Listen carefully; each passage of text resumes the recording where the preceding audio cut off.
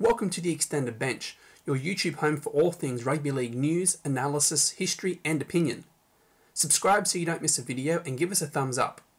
The Extended Bench is part of the Rugby League Monthly Network, which includes a monthly online digital magazine available at rugbyleaguemonthly.com and the daily podcast Rugby League Daily, which airs during the NRL season. All links are down below in the description. Let's get into it.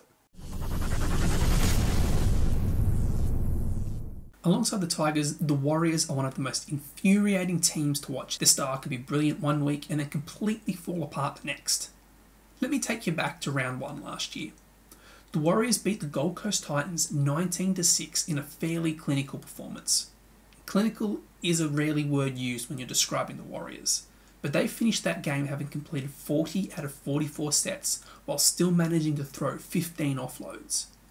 The following week they went down to the Knights 20-16, but they still completed 41 from 47 sets. It seemed they'd finally got the message to look after the ball and then execute when given the opportunity. All hell broke loose the following week as they beat the Raiders 34-31 in a thriller, with their completions dropping to 75%. By round 4 they were dusted up by the Roosters 32-12 before a winless Manly managed to escape with a 13-12 win. That opening month pretty much encapsulated the Warriors' season. It was up and down, around and around.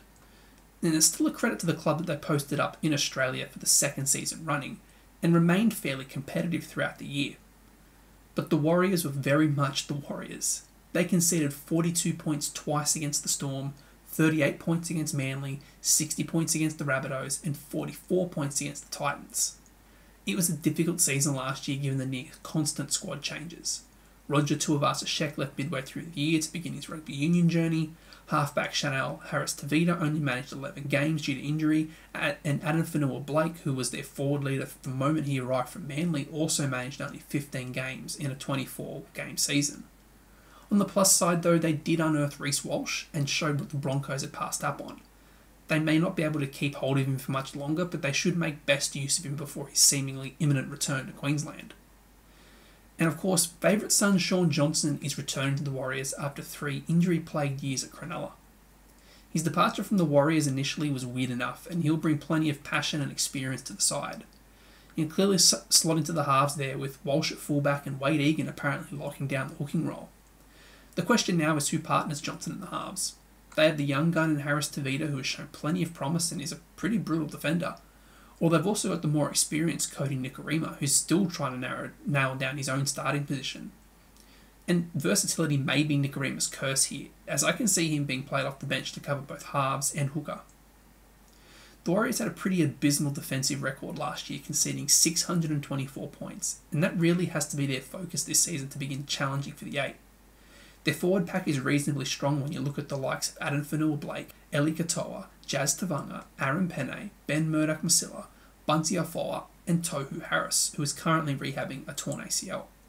Head coach Nathan Brown also appears set to continue with the Ewan Aitken experiment at back row, which hasn't exactly been great considering Ewan doesn't pass the ball even if he is a damaging ball runner.